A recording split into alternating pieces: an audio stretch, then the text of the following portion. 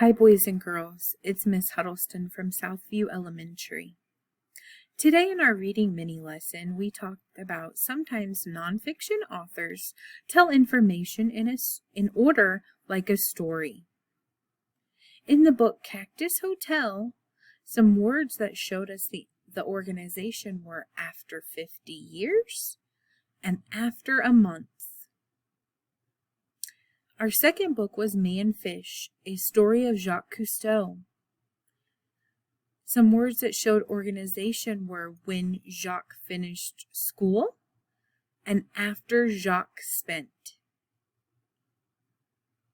Finally, the book The Barn Owls. Some words that showed organization were sometimes by day or by night. If you read a nonfiction book today, I want you to think about the words that the author used to tell you the information.